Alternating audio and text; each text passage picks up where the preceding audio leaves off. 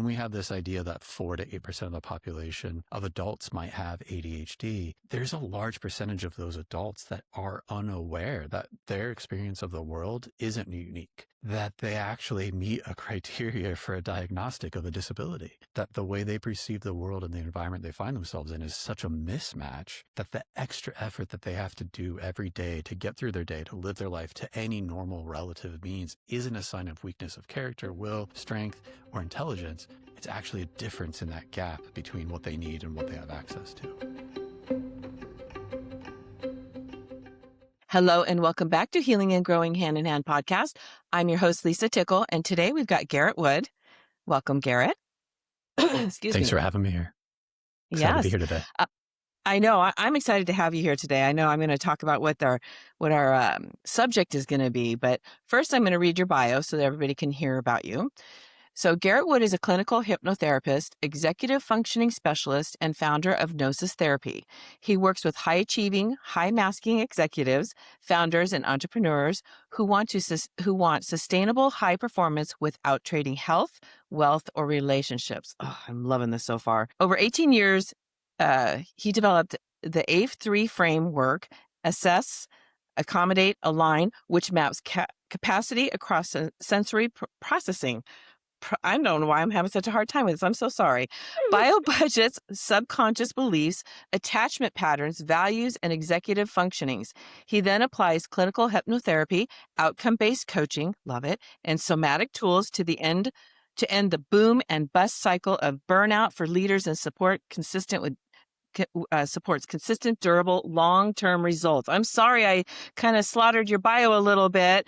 Hopefully everybody got the gist of it. It's fascinating. I part of it is I'm excited about this, and this kind of stuff needs to really get out there too, helping executives, because there is the idea of people burning themselves out. And that's one of the reasons why I left my last job, actually, is I was watching people. I mean, they were proud of the fact that a lot of their employees went to the emergency room right from the workspace. So yeah, I got out of that real quick. But, and so I'm sure we'll kind of touch on that too. But the thing that we are going to talk about today, which I think is really important, and there's not enough information, which I said before we started the podcast, is the crossover symptoms of PTSD, trauma, and ADHD. There are a lot of crossovers, and I don't have the capability right now, but I know I have a screenshot I have on my computer that shows the behaviors of trauma, the effects, the behaviors of ADHD, and the crossover. And there's quite a few that are crossing over. So that's what we're going to talk about today. So I'm going to stop talking, Garrett. I'm going to let you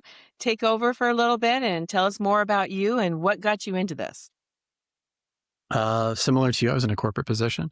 We were primarily focused on improving people's health and wellness for other high-achieving executives. So they would come to us with their issues, and it was our job to help support them. And we did a good job at it, but we did we were filled with a bunch of former athletes, and we had spreadsheets that we would update almost every hour. And it was a really nice, tight feedback loop. You would try something, you would see what would affect the bottom line really quickly, which is great. As like a new leader, you're able to see like what works, what doesn't work. Right. But when you're always monitoring performance at that level, it does something else to you, where you're like doing the work and then monitoring the work. And then there's a little bit of intensity that comes with that. Yeah. Oh, yeah.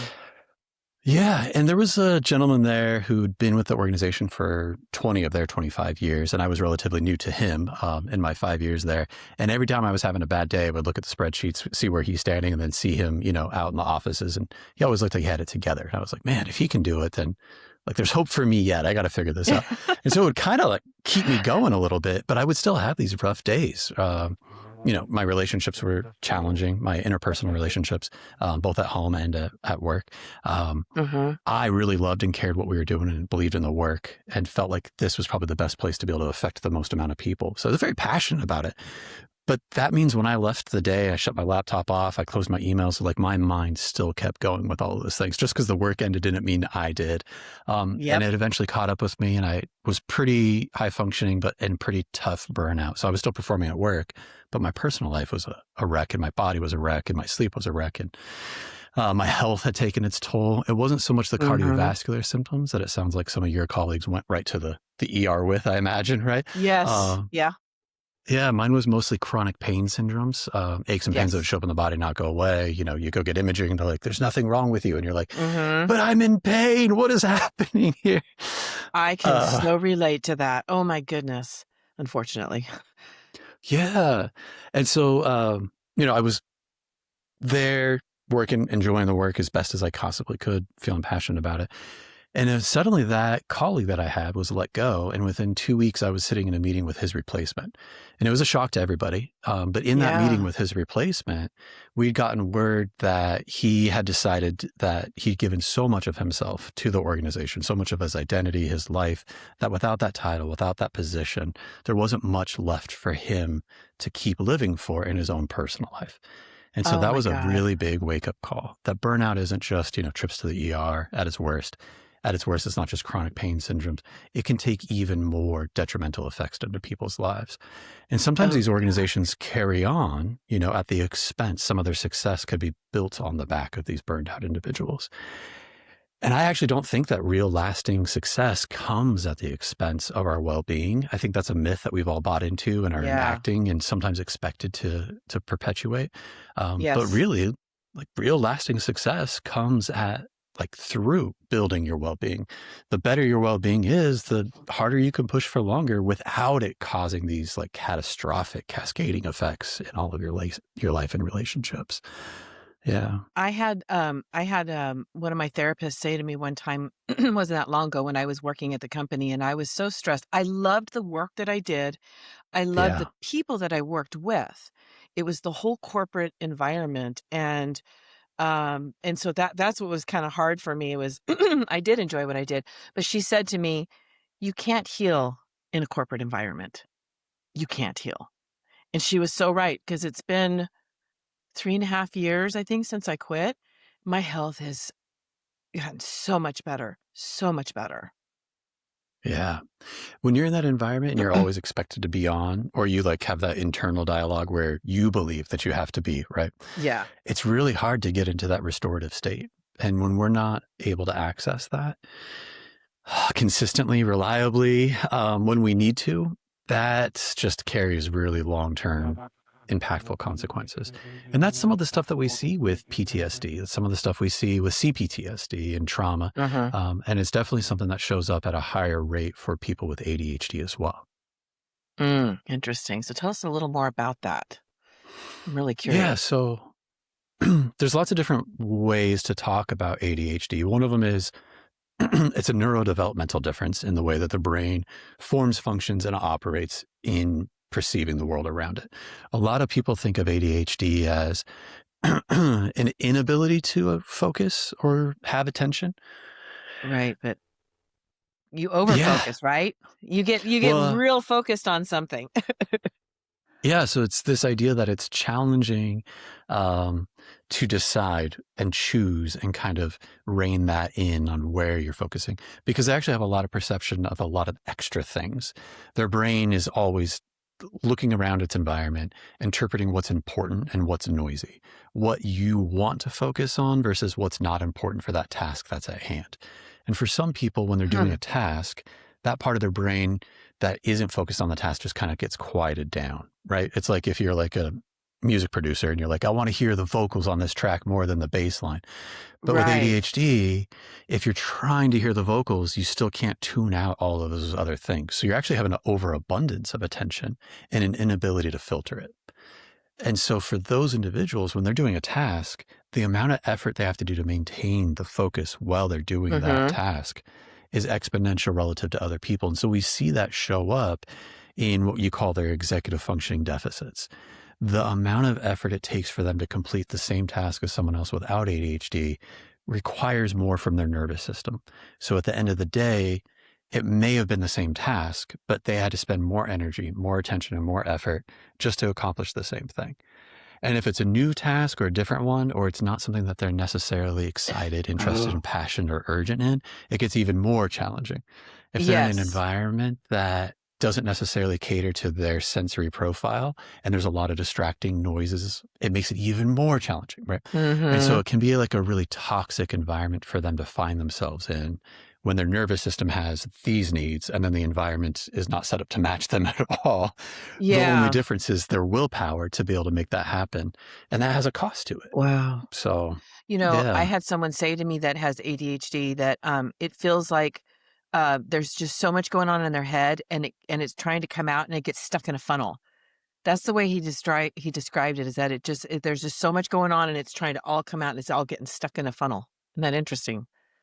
Yeah, a lot of times there's these like productivity prescriptions, right? Or hacks or, strategies that people talk about. And they're like, okay, take this big project and like chunk it down into these smaller segments and then just take it one at a time. And I do think that that's probably pretty good advice for most people. But if you have a challenge in one of your strengths is not being able to understand how to prioritize or how to segment something, when you look at one thing, you see it relating to 50 things, how do you separate that noise from the signal? And so the person you're talking about where they're like, I can't get all this into the funnel.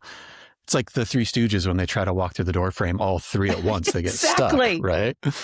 Yeah. And if they just followed a line, Larry, Moe, Curly, and then they went in, it would be fine. And it doesn't matter even which order they choose. They'd be much more effective if they were to do that. But when one thing connects to 50 things or 150 things, the amount of effort it would take to sort that order and put in that prioritization, Oh my gosh. in addition to then doing the task, that's just not a great task to put them in charge of. Yeah. I've never had somebody explain it like this. And my son was diagnosed and my ex-husband was also diagnosed. But I've never had anybody explain it like this. And it makes so much sense because excuse me, my ex would try to explain it to me and it didn't, I couldn't understand. But the way that you're explaining it makes complete sense. Yeah, it's really interesting when you think about, a lot of times we just have like stereotypes, like young boys jumping off the couch or jumping around in classroom, not being able to sit still. Being hyper. And that's, hyper, right? Like, oh man, they have so much energy and we're trying to contain them in this like very constrained, authoritarian like environment. Like I have to go to the bathroom. No, you missed your bathroom break. It's lunch break. Sorry. It's this very like organized and structured environment. And I'm not certain if that's most conducive for most children. I'm not a child developmental psychologist, so it's not my area of expertise.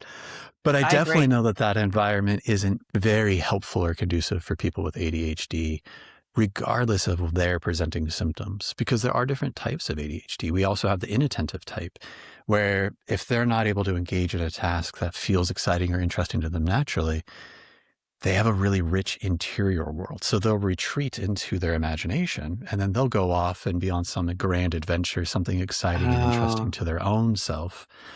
And it may be tangential to like the work that they're doing. They may be, a reporter writing for a magazine and like what the article is supposed to be about, what they actually want to be writing about. And they're over here daydreaming about the exciting thing that they actually has their interest, right? But those are the daydreamers in school, right? 100%. And so we have that hyperactive type, we have that inattentive type, or you have the combined type where you have that impulsivity, that wanting to move, and then also it's easier. You're more suggestible to your own imagination than you are the reality around you at times. Do you think that there are more people with ADHD today, or is it that we just are more aware? Because I think back when I was in school and, there was always the hyper kids, right? The ones that were always getting in trouble, the ones that couldn't sit still, the ones that were getting in fights or whatever. And we called them hyper, and they were the troubled kids. But it seems like, of course, I mean, I was a kid and so I wasn't really paying attention other than that. But I'm thinking today now we know, I think it can be an overused word. I think that we need to do much more investigation before we just label someone with ADHD. But do you think that there's more now or is it just more awareness? So Dr. Russell Barkley, who's just recently entered into retirement, but he did a lot of the research in the early 90s that like we're still working on today, right? He's a pretty big authoritative figure in the research of what ADHD is, how it expresses itself, what the diagnostic criteria could and should be for both adults and children. And in his work, he's been kind of quoted as saying that ADHD is both overdiagnosed and underdiagnosed simultaneously. Yeah, that makes sense. That there has been a rise in diagnostic like a very significant rise. Now, we could say that that's like a result of having a lot more access to information, like your shows. Like someone's like, oh, I'm not like that 10-year-old boy when I was in elementary school that was very hyper, but maybe I was inattentive. Maybe I was out there. I didn't know that was also ADHD. Finding language and understanding and experience, it's going to bring people forward that we didn't have access to before. So when we have this idea that 4 to 8% of the population of adults might have ADHD, there's a large percentage of those adults that are unaware that their experience of the world isn't unique, that they actually meet a criteria for a diagnostic of a disability, that the way they perceive the world and the environment they find themselves in is such a mismatch that the extra effort that they have to do every day to get through their day, to live their life to any normal relative means isn't a sign of weakness of character, will, strength, or intelligence. It's actually a difference in that gap between what they need and what they have access to. That makes sense. That makes complete sense. So we're going to talk about the comparisons of, or the commonalities, I guess is a better word, Yeah. for the ADHD behaviors as well as the trauma. Like when we get triggered, I think is usually when these kind of show up, is when we get triggered or something happens. So let's kind of talk about that. And what do you know about that? What can you share with us? Yeah. So there's a lot of research, starting from World War II, like PTSD. It was originally referred to as shell shock, right? Seen some stuff that Right. overwhelmed their nervous system. And when they're in that state, the body retreats almost into like a disassociative state. And disassociative is a thing that a lot of people do. Sometimes it's really adaptive. If you're in an environment that you can't actively engage in a safe manner, sometimes it's safer to retreat into yourself to protect yourself from Yeah. that environment you're in, right? But there's other lesser intense versions of it. Some people do that with alcohol. We've had a lot of alcoholism for a really long time, but that's a Yeah. dissociative state.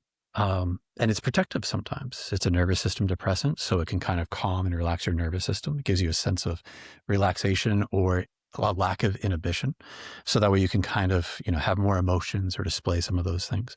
And I think for a long time, that was the most accessible drug of choice that people reached for to help them manage their symptoms, because we didn't have language for what their symptoms were. They were just stressed out or, a nervous person or high strung or whatever that is. And so, we had martini lunches. You watch the Mad Men series and you got a whole drawer of scotch, and which one do you want? That was a coping mechanism at the time. How many of those people had a neurodevelopmental difference? How many of those people had gone through a traumatic experience and weren't getting treatment for it? How many of them were just reaching for 1 or 2 drinks or 3 or 4 or 5? And that was how they became a functioning alcoholic. If we were to go to like a juvenile detention center, if we were to go to Overeaters Anonymous meeting, if we were to go to an AA meeting, and I was to take a bunch of ping pong balls with me and I was to throw them in that meeting, I believe personally that almost every single person that ping pong ball would bounce off would be able to meet the criteria for ADHD, but they don't know, and they're not aware of it, and they haven't been formally screened and tested, nor have they have access to treatment for it. And I wonder if we had opportunity to do more of that for the general population, how many less people we'd have at AA, how many less people we'd have in juvenile hall, what the future of those children's lives would look like if they actually got the treatment that they needed to be able to bridge that gap between the environment and what's expected of them and what their capacity is at that young age. Exactly. There's an interesting statistic with trauma that I believe it's 97% of the people in prison have some form of trauma. They've experienced, and I'm sure most of them, it's been horrific, right? Yeah. Yeah. It's Yeah. staggering. So so when I think of, trauma's got big T, little t trauma. There's a lot of conversations about it, but something that I think is really interesting is the ACE scores, the adverse childhood experiences, and how Kaiser Permanente did a study. They're like, hey, these people are using our services a lot. They're using a lot of our services. We're spending a lot of money on this small population. What do these people all have in common? We're using it for like type 2 stuff. We're using it for anxiety and depression. They're using our services for cardiovascular disease. They're using our services a lot in a lot of health areas that are very different in their scope. What do they all have in common? And they came out, well, they have these 10 experiences more likely than most people. And if we look at some of those experiences that these young children went through, something that we see with that is this inability to incorporate that emotional experience in a way that you can digest it. And in a way that your nervous system can actually regulate itself. Because when we're kids, we don't have the capacity for a lot of those things. Right. We learn that from our environment. We learn that from our parents. We learn that from our friends. We learn it from our siblings. We might learn it from, a teacher or a coach or someone at a church or some environment around us, a grandparent, an uncle, an aunt. But we're learning how to care for our own nervous system by watching what other people would do with theirs. And Right. so if we don't have access to that, we never learn it. And then if we experience some of those 10 things, we don't know how to adapt or cope or deal with it. And so that's how we develop that like PTSD or that CPTSD. And then now little things get us to have a really high emotional reaction. We stay up there for a long time. We're in that on state for so long. It's really hard to come back down. Sometimes when we come back down, we crash actually. So now we're in an overwhelmed state and we can't do the day-to-day functionings, all this stuff. And then it makes it harder to be in that regulated state. And the longer we're in that high and that low, the smaller that regulated state gets and the bigger dysregulation, both hypo and hyper, get. And now we're in a troubled state. It just kind of is this vicious cycle that gets more and more and more intense, harder and harder to cope. And I think that's what we're seeing. And a lot of that overlap for that individuals, whether they have a neurodevelopmental difference like ADHD or not, the behavior, the actions, the emotional dysregulation, the impulsivity, the lack of being able to really maximize your executive functioning ability is going to be compressed and really challenging. And so from the outside, if we're just doing a behavioral survey, it would be really challenging to differentiate between really high adverse childhood experiences and a neurodevelopmental difference of ADHD. It would be so challenging for most people to be able to understand the difference of that. Most clinical psychologists would have a hard time doing that. That's why they'd have to do a 2.5, sometimes 4, sometimes 7-hour evaluation, right? Sure. Yeah. And so maybe someone has a high ACE score and ADHD. And how do we know? God. Yeah. And that's actually more likely.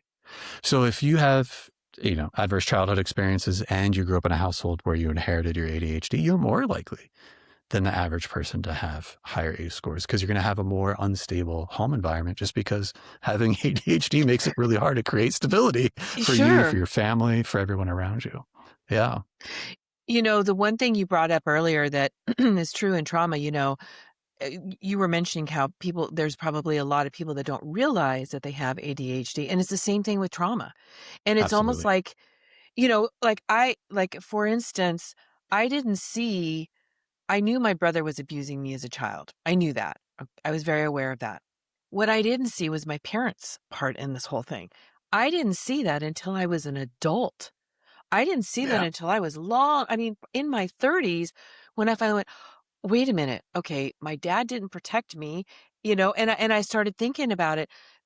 That was kind of my normal. And I don't know why I blocked that out per se, but I find that to be so common in the trauma arena. I've worked with a lot of women who I had one say, well, I wasn't abused. Both my parents were alcoholics, but they were fun. And they were. Yeah. Right? Because when we have that environment, there's a couple things that happen when we're a kid. We need a safe, secure base as best as we can get. And we'll take anything over nothing. Right? Yeah, true. And so if you have someone in your home who's abusing you and you have someone who's not abusing you, as a child, the safest thing for you to do is to get as close and maintain as much of that safety and security as you possibly can with any access you have to. That's an adaptive response. That's a healthy thing for your nervous system, for you to do. An innate capacity, just like pulling your hand away from a hot flame is an innate, healthy thing for you to do. Yeah. And so you would gravitate to those safer people in your environment. And that would be your perception of what safe enough is, because you don't have a frame of reference for anything else until you're in your 30s and you're a mom yourself. And then you go, well, if this was happening in my own home, if this was, what would be my responsibility as a parent now with all my wisdom and understanding? And through that lens, to be able to go back in time and look now with those eyes and that experience, start It seeing gives you things a much whole different. Yeah, you do. You get a whole different perspective. I mean, that is so true. That's a good way to put it. That's true because remember, I was a child, so I had a child mind and a child thoughts, and I didn't have the life experiences that I have now. And so, Yeah.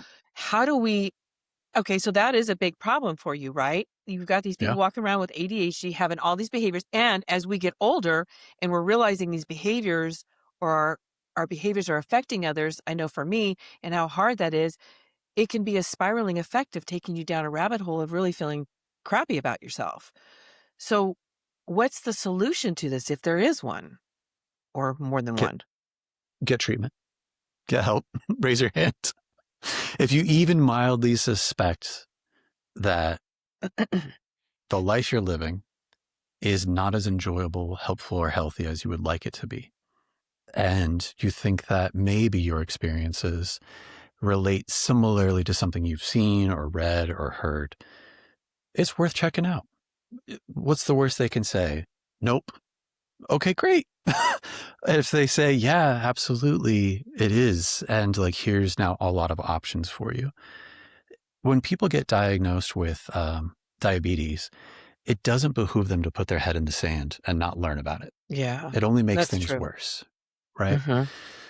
There are lifestyle things that you have to do. There are different things you have to avoid. There's different things you have to control for, but it's to protect you and to keep you healthy and safe. But there's like treatment for it. There's actual understanding and science behind it. There's things that we know how to do.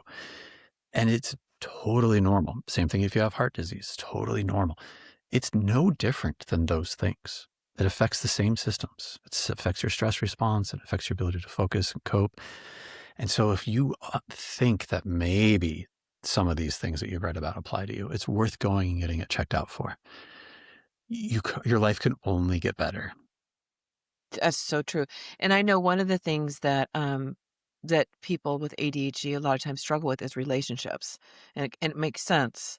And I think that, I could just imagine somebody struggling with that throughout their years and then as they get older, they're just like, screw people. They get angry at the world and hate everybody, but I know that to be true. I mean, it's hard enough as just being I wouldn't necessarily call me a normal person, but adults have a hard time with relationships. I mean, it's relationships are challenging, but when you've got that too, and when you've got the behaviors and you don't understand your behaviors or you don't care, it's going to affect others. And it is, I know that, but I was just going to say, I just know that that's one of the, like the red flags for people with ADHD is they really struggle. And I know that with my son, when we were getting him diagnosed and he had a really great doctor. He did not just write a prescription, he actually assessed the situation and got input from his teacher as well as me. But and I forget where I was going with this because I went on a tangent, which I do. Sorry about that. This is kind of common for me. Relationships, I But think, is what you're talking about. yeah, and one of the things they said, like, with children, he said he notices that about 4th grade is when they really start to see the difference because the education gets harder, the schooling gets harder, but Yep. also they start becoming more aware of themselves, and relationships start to either develop or they become a challenge. And so that's when, and then because I know my son was not feeling obviously good about himself, and that's what the doctor said. He said that's about the time that it'll affect them. So that's such a young age to go into that. And without any help, you're kind of set up for a very Yeah, challenging life. absolutely. Yeah. There's a lot of practicing physicians out there that specialize in adults with ADHD. And if they are doing the diagnostic process for the first time, sometimes it's really challenging for them. And they share about this. Is it depression or is it ADHD? Is it anxiety or is it ADHD? Or is it all the above? Is it that chicken or an egg? It doesn't matter because now we have both and we gotta take care of them both. Because if you've lived with that neurodevelopmental difference for so long without any support and you're Yeah. just out there, thinking you're doing your best and always coming up Yeah. short and not understanding why, it would be a very Yeah. rare person that wouldn't develop anxiety about that or wouldn't develop a depressive perspective about themselves, the world, and others and their role in it. And then this whole time they're like, oh, I'm a terrible, no good, very bad person. What the heck am I doing Yes. here? Right. And that's Yeah. really challenging because every system that you encounter wasn't designed for you. And so you're like, okay, Oh my what is the gosh. common denominator? It must be me. Oh. So there's a lot of evidence if we're, in testing and hypothesis and science, they talk about false positives. Like, Mm-hmm. yes, we got this result, but it wasn't because of what we thought caused it. And a lot of people are doing that same thing. We're really bad at probability and inference and cause and effects as adults. We see lots of relationships and we think that they cause each other, right? I do a dance, Mm-hmm. rain falls. Oh, it's the rain dance. I'm going to dance and it's going to rain. Like, we have done this for a long time. And sometimes the dancing is just for us to relieve our anxiety when we need rain to come and we're waiting Yeah. for it. But waiting is something that's stressful for us. So we need a behavior Mm-hmm. to move through that distress. So it does serve a purpose, right? But the cause and effect that we associate with it is different. And so as humans, we have that innate thing in us. And so some people are actually having this false positive experience. They're saying, oh, I am a no good, very bad, terrible person. And here's all of this evidence I have to support Yeah. that belief. And it's because Yeah. they actually don't have enough knowing or enough evidence that they're like, oh no, it actually is this thing. It's this untreated, undiagnosed, unknown, unaccounted for, unaccommodated thing that continues to show up in every aspect of my life because it's a part of me. No matter where I go, who I'm with, it affects it. But if I don't know that and I'm not accounting for it, all I have are negative results. Yeah, that's what you see before you, what you've decided that you are. Oh my God, that's horrible. And that's so true. Oh And my then once you God. believe that, that's all you see. It's so hard to see anything else. Undo that. Yeah. It's really hard to change that belief that you have about yourself. I know, because I know I'm still working on it. Um, We all so are. yeah, true, true. My question to you is, and I haven't been in that field for a while. My son has grown, but in the research that I've done, Yeah. it's been brought up that as part of the evaluation, when someone's being evaluated for ADHD or any of these things, shouldn't they look at the person's past and look for trauma as part of it? Are they doing that more? Is that something that you do so that you can get a complete picture? Because, like you say, there's so many crossovers, but at least you can get a full picture if you know that.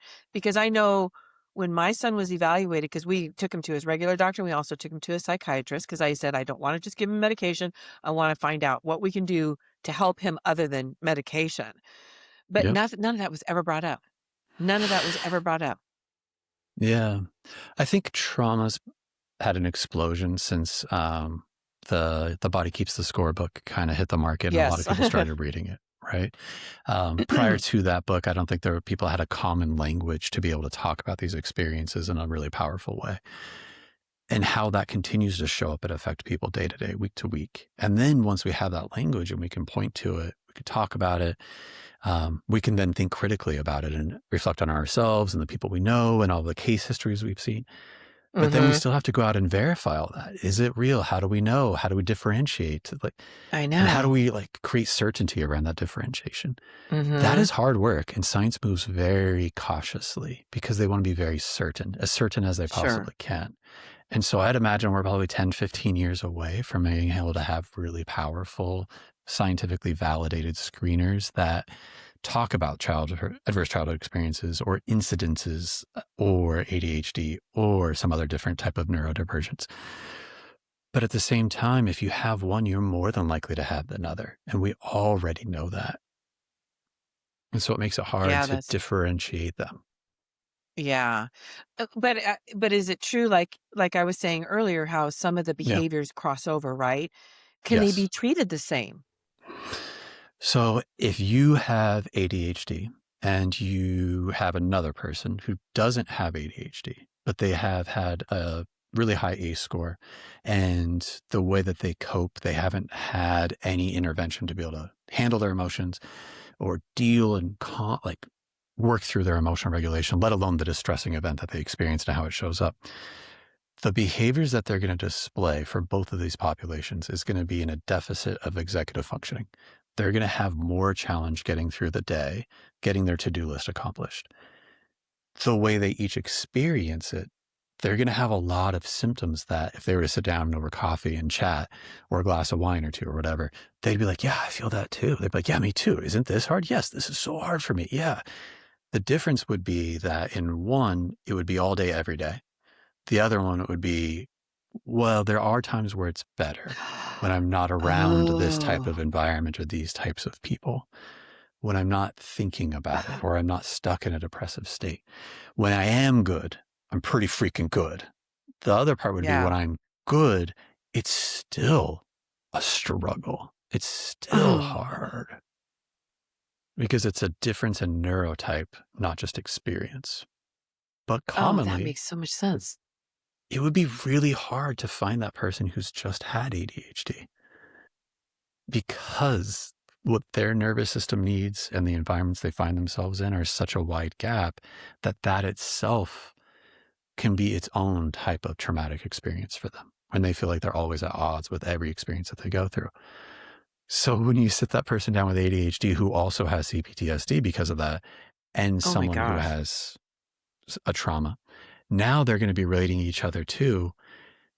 And it's so hard to be able to kind of separate them out as different things because they're so common occurring for a lot of people. And so there, because I know I have a real good idea of how to treat trauma, right? Because I'm in this Yeah. arena, I've done it myself, I've studied it, Yeah. I've researched it, and I understand the Yeah. different modalities that there are for trauma. Sure. And I know from my own experience, Yeah. I'm on a healing journey, and I believe I'm on my healing journey till I take my last breath, and that's okay. It's getting easier. It is. I'm able to manage it a lot better. It's not managing me. But Mm. for others, I mean, for someone with ADHD, we know there's medication out there. And Sure. I'm going to say this, and this is only my opinion. I don't think we should jump to medication right away. Mm. And I'm always hesitant to just take a pill. Mm. That's just me. I'm not saying medication's bad at all, and there's times that it's needed for sure. But I think Mm. there's other steps, my opinion only, that needs to be done first. So what would someone, because clearly from what you just described, the treatment's going to be different because someone with ADHD is dealing with this every second of the day. Someone Mm. with trauma, not so much. And that makes complete sense because when you share this stuff, I reflect on my own life and I'm like, yeah, my trauma would pop up when I would get triggered or something like that. But I could sit here and work and it's not affecting me right now while I'm working. But if someone comes up and says something, so the treatment obviously is different. Yep. So give us some hope for the ADHD. Yeah. So it's not yes or no, it's yes and, right? It's a very good improvisational rule there that we can learn from that. It's of course any type of treatment that we have that is effective for that person and helps serve them in that moment as best as possible is worth looking into and pursuing for them. It's not just one or the other. It's not just one at the expense of the other or vice versa. Because if we have as many tools as we do in our tool belt, not just one or two, we want to use them because for some people, they don't always work in that moment. They might need Mm, another tool at another time, right? Um, true. Commonly in, therapeutic interventions involve some form of like cognitive behavioral therapy where we like challenge and this is true for PTSD. This is true for, any type of therapeutic intervention. That's a thought you have. Here's how it's an error. It's all or nothing. It's black or white. It's a miscategorization. Your thought isn't necessarily reflecting the logic of the world around you. Instead, it's reflective more of your internal experience and internal interpretation of the world. And your brain's job is to protect you. And so it's going to use your past experiences to predict the future and filter those things and then come up with those thoughts to kind of make it easier to get where you're trying to go with less effort. Mm-hmm. If you've been through a traumatic experience and you've left that environment, that thought is no longer predictive or healthy for you because it's telling you to do a behavior in the environment that no longer matches the environment you're in, right? Exactly. The hard part is sometimes to do that work, you can't really challenge our own thoughts if we're in a dysregulated state. If Mm. I put your feet to the hot coals here, right? And was getting you I think of the old Bond movies where Bond's strapped to a chair or a table and there's a laser slowly getting closer and Yes. closer, right? And some of the reason why Bond is like a super spy is because he's able to stay calm, cool, and collected and think through the rational, reasonable, logical thing as that laser's coming to him. And then you got the evil villain explaining his whole sinister plan and unveiling all of his behind the scenes thing. In that environment, there's very few people that are emotional people that have real lived experience that could just stay in that logic, reason, willpower. Yeah. There's very few people that could challenge the beliefs and the validity of their beliefs and sort through what would be a more effective thought or a different way to challenge this belief. Well, that laser's coming at them every inch of the way. And so if we're in that state and it feels like that laser's bearing down on us, we don't get to do that intervention. And so we have to do something else first. So there is this idea of like getting all the components, all the different treatments, all the different interventions there in front of you. But which one we choose to start with depends upon who that person is, what they need in that moment, where their state is, what their immediate most important struggle is, what if we go back to that Bond example, if that laser is close to his leg, we're not really worried about his pinky finger first. We're worried about his leg first. And we got to get that thing. Let's save the leg first, and then we can worry about the big. And so even if we have all these ingredients, these components, these treatments in front of us, which one we reach for is really dependent upon what that person needs in front of them at that moment. And so unfortunately, if you've lived through those experiences or you have ADHD or something like that, you probably don't know which one of those interventions is the most important for you in that moment. And so it is a lot of trial and error. And it is a lot of like digging in deep and going out and experiencing it and hopefully having enough secure base support system around you and resources that you can go through that trial and error without it being so catastrophic that when there is an error, it stops you from trying anything at all again. That's my biggest fear is they go, oh, I did the thing and it didn't work. So it's all crap. Yep. Yeah. That keeps me up at night. I'll tell you what. Yeah, I bet. Yeah. Because sometimes things need time. Right? Sometimes things need time. Sometimes things need repetitions. Sometimes, we need to be in a more stable environment. Like your therapist said, when you're in that environment, it wasn't safe enough for you to be able to do the work you needed for you to be able to function enough to be able to get in there. We needed to add more support to you before we could do any of those other interventions that would actually work. And that's where I truly believe that sustainable success, whatever that looks like for you or means for you, is built through your well-being, not at its expense. Because we need to have as much support, as much safety as we possibly can for us to be able to feel like we're safe enough to experiment and do those trial and errors. Where if we make a misstep and fall down, we can get back up again and know we'll be okay to move forward. Yeah, exactly. Let me ask you this question, because I don't have a clear answer, and I don't know if you will either. Yeah. I have heard that you can outgrow ADHD. So I'll say this. If you do all the work at a very young age and you have a very supportive environment and the gap of your nervous system needs versus the environment gets really, really narrow, right? And you're in that environment for long enough, there is probably a lot of people that if they got tested later in their life, that they would no longer meet the criteria for having a disability coming from their ADHD. But that doesn't mean that their brain's changed. It doesn't mean that the way they filter and not filter information has changed at all. It just means that the environment they are currently in is supportive enough that it does no longer meet the criteria to count as a disability, which is a great thing. I would hope everybody could have that for themselves, right? That means we're moving in the right direction. But let's say all of a sudden they have a natural thing that happens to most of us. They have a parent die, they have a divorce, they have a move, they have a sickness, they have a chronic illness. All of a sudden the stress level goes up. Their coping mechanisms were already maxed out. Now some of those symptoms that we thought were part of our past are back again, full force and in our present, because we're less resourced. We have more demands on our system and we have less resources. All of a sudden we may have been 55 and not meeting the criteria for disability. And now at 65, all of a sudden we meet it again. Did that Yeah. mean I outgrew my ADHD and now it's growing back?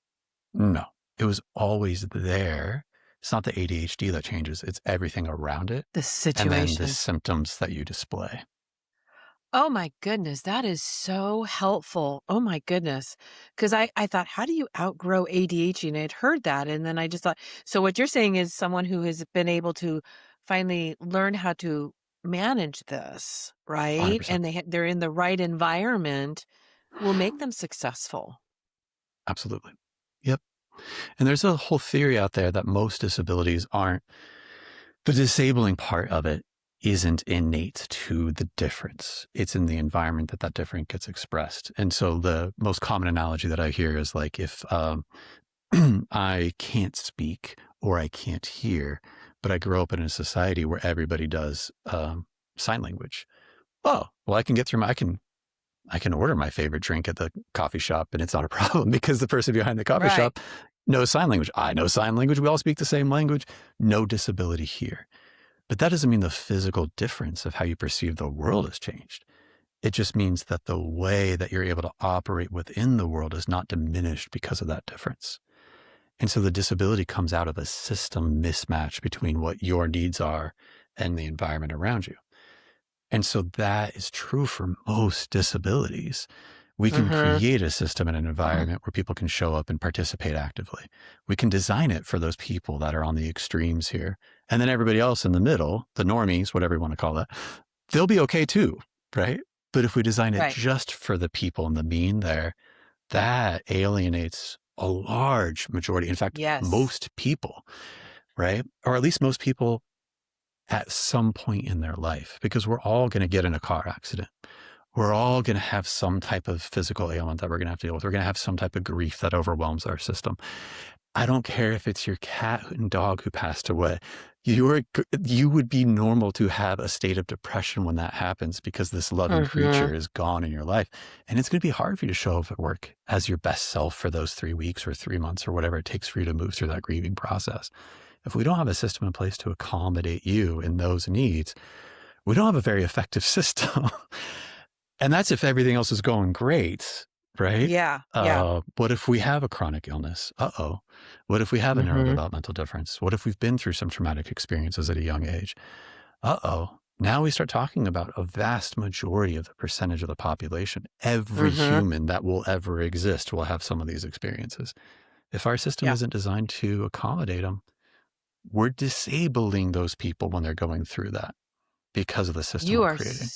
so right. And you just took it to a whole nother level. But what I've been saying for a long time is that putting kids in a classroom and teaching them all one way and expecting them all to learn the same way, behave the same way is not practical. We're all different beings. We all have different needs and gifts. And we're stuck in this classroom. We're expected to all act the same way, learn the same way, at the same speed. And it's not reality. Now you've taken it into the adult life, and it's so true. There's Yeah. one way things should go, but we've got all these variety of people that do things and needs are different. And we Yep. need to, I don't know, we can't accommodate everything, but it's certainly an Yeah. eye opener. Well, and it's interesting because I think in the 50s, we wanted like standardization, right? America in the 50s, like coming out of, for World War II and leading up and through it and all that stuff, when we really had like a mechanized system, our competitive advantage in the world at that time was like, hey, we standardized nuts and bolts. We standardized units of measurement. And now we have all these interchangeable parts. And so you don't have to get lost in all of the different things. Does this screw match with this thing? And people have messed up on that stuff. And we've seen, rocket ships explode because of those miscalculations of a different type of part on a different thing. And so if we can standardize everything, we can find the one perfect way, great. But that's a pipe dream. There isn't one perfect way. People fall under a normal bell curve on almost every single thing. And so if we don't design for the people at the edges of that bell curve, we've incapacitated most people. I have a whole different view of disability now. That's really interesting because you're right. It's like we're putting everybody in the same environment, and expecting everybody to do the same. And for some people, it disables them. 100%. You put a fish and try to Oh make it my climb a gosh. tree or make a monkey dive underwater. Like, it's just not going to work. It's just, of course it's not going to work. Why would we do that? That would be silly and strange to expect it to work. But we Yeah. expect ourselves to do that.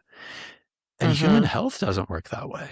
Everyone has a different autoimmune system. Everyone has a Yeah. different, people see colors differently. They see things more vividly. Most interior designers, you give them a splotch of colors on a gradient and they can point out 2 or 3 more distinct colors than the average person. That's Yeah. why they're an interior designer. They're like, that's not orange. Exactly. And I'm like, oh, it's all orange to me. I don't Yeah, know. exactly. Yeah, don't ask me to put the colors together, please. I will be hiring an interior designer. Yeah. Yeah.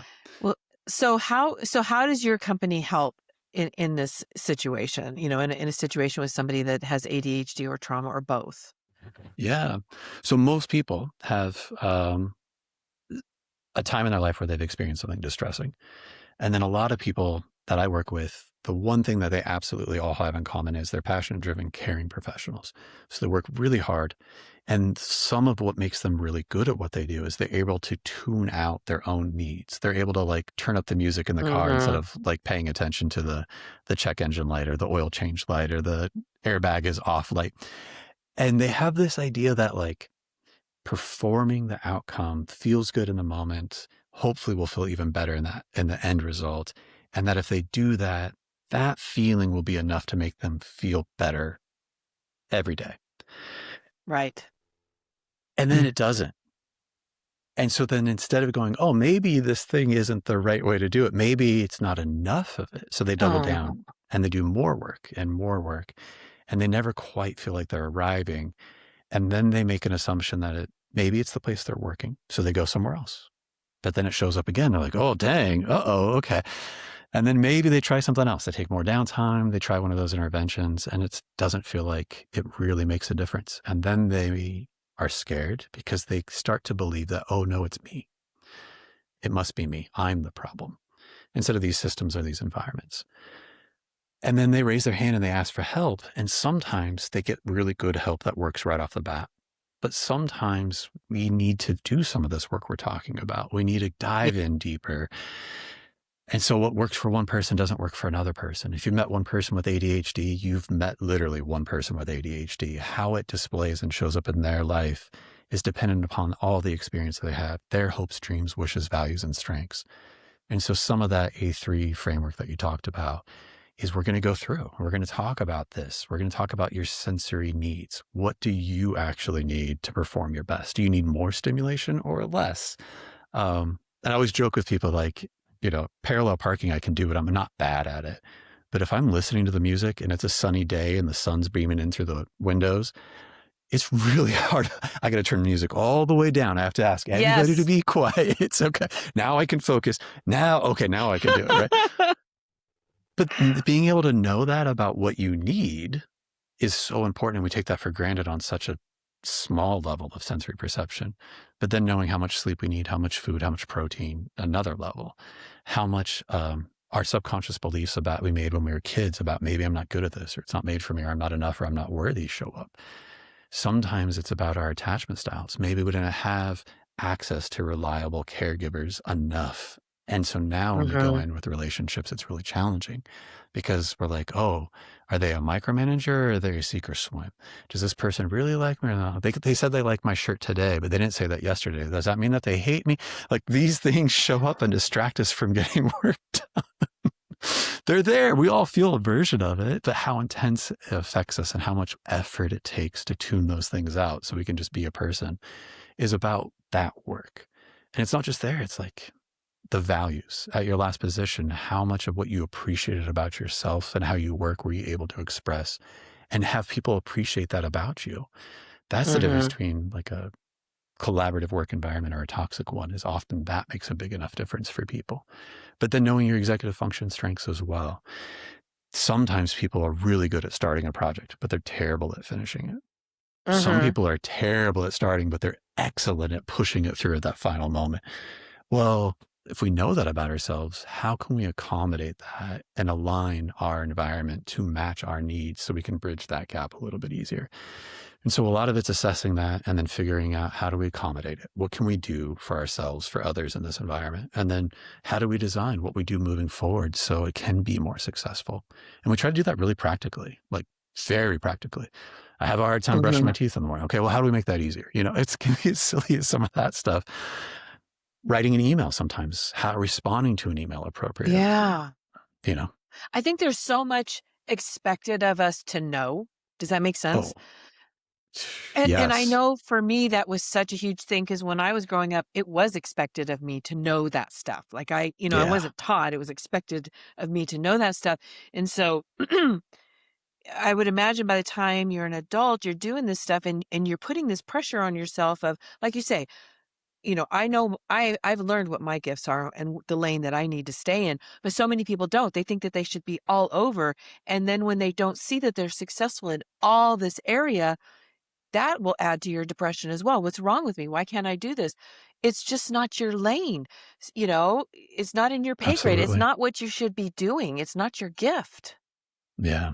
It's definitely not where your strengths lie, right? And so the amount of Yeah. effort it takes for you to do that, even if you are successful, it's exhausting. Oh, Yeah. Yeah. oh, you're like, great. Okay, so I can do it, but it doesn't feel good, or it's not rewarding, or it's not healthy for me to do it, because what I have to do that thing isn't healthy. Oh my gosh. Well, now we're in trouble, right? Like that's not, Yeah. we got to figure that out. Yeah. Yeah. So Yeah. you help your clients basically, which I love this. Oh my God, there needs to be more of this. You basically help your clients assess what is best for them, whether it's work, their lifestyle, all that stuff, getting down. I mean, that's the thing that I talk about in healing, is that we need to become curious rather than Oh, critical and judgmental. And that has been instrumental in my healing. I have discovered a lot about myself that I didn't know before. And I love it, but that's what helps you figure out what is good in life. We're not supposed to know everything. We're not supposed to be able to do everything. We're all created with our special gifts, our talents, our knowledge, our wisdom, and we come together and we put all those little pieces together and we create something great, right? I loved what you said there, that approaching it with curiosity instead of critical filter. Like, what can I learn about this versus that critical filter? I do think that might be the key, like that unlocks the rest of any type of effective intervention. Without that component, I think it's really hard to seek I and agree. find anything that's actually really helpful for you in the long run. So I love what you said there, approaching with curiosity instead of that critical filter.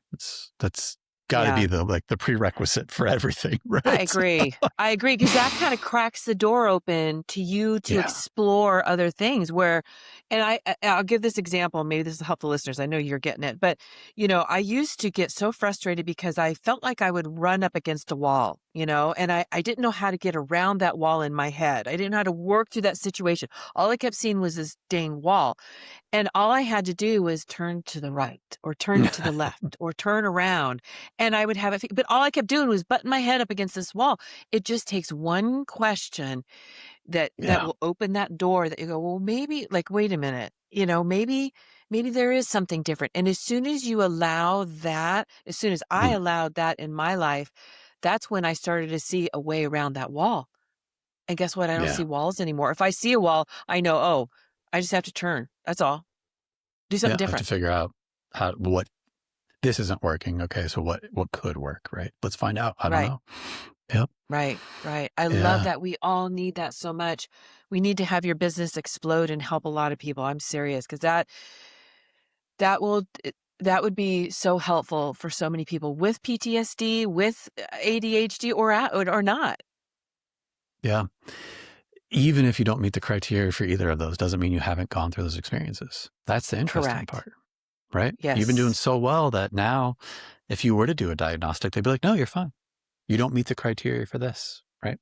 But that's a medical model, because we're talking about treating a disease, right? Versus Right. enhancing your life, right? Right. Thriving, making your life as enjoyable as you want it to be, being able to make it worth reflecting on and smiling and enjoying the joy that life has to offer instead of everything else and not having access to that. Not all the time, but at least some of the time, at least enough of it to make it enjoyable to be here, right? Yes. Yep. Yeah. And so And we even need if to you've take care gone of our mental through, health Go as ahead, much sorry. as we need to take care of our physical health. It's just as important. I would argue that they're the same thing. I don't think Yeah. there's a And they affect distinction. each other. Oh, yes, Hmm. absolutely. If you're having pain in your body, it's going to be harder to be compassionate for yourself and other people. And also, if you take a painkiller to handle some of your pain, it actually makes it harder to be empathetic for other people. If you don't fear you're harming yourself, it's hard for you to be compassionate for other people because you don't fear harming them either. We have our own Yeah. appetites for risk, and we can be willing to endanger ourselves and those around us because we have Yes. that thing that we bring them along for too. That's It's so really true. wild. Yeah. Yeah. I say that I talk about that all the time. Like, how am I going to, you know, be compassionate with someone else if I'm not taking care of myself? How can I be caring and loving to others if I'm not eh, doing that to myself? I can't give away what I don't have for myself, right? Absolutely. I mean, you can, and you can go into debt, but it will come due. That's usually when Yeah. the physical health piece shows up, right? Yeah. Yeah, exactly. Yeah. Yeah, yeah. You can do it for a while. It won't sustain itself. Exactly. So true. So true. Excuse me. So, Garrett, why don't you tell us first how people could reach out to you if they wanted to learn more? Because I'm hoping and praying that your place will just blow up because I think this is such a fabulous thing that we all need. So, how could people Yeah. reach out to you? Yeah. If they want to be really professional, they can follow me on the professional platform, LinkedIn at Gnosis Therapy. If they want to be more personable, they can follow me on Instagram at Gnosis Therapy. Or if they're curious, they can go to my website, which is gnosistherapy.com. And I have one last question for you. Yeah. What would you like to leave our listeners with?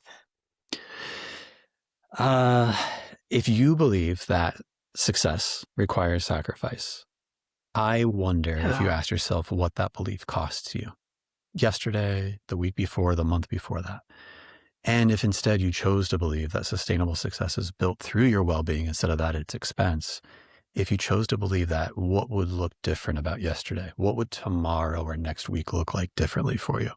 And how do you think you would feel if you made those choices? I love that. Questions that will get that door cracked open for you for sure. Your Oh, I love curiosity it. piece there. Yeah. Yes. Well, thank you, Garrett, for being here and explaining this. I have learned a ton in the time that we've been on, and I've kind of studied ADHD, and then, like I said, I've had people, family members that have had it. So I Yeah. did, I didn't go into it blind, but I learned a lot here, and it really helped me to understand them more, which gives me Hmm. more compassion and empathy for them. I'm glad to hear that. That's awesome. Yeah. Yeah. Yep. Everyone out there needs a little bit more compassion in their life, ourselves, others, because we're all doing the best we can.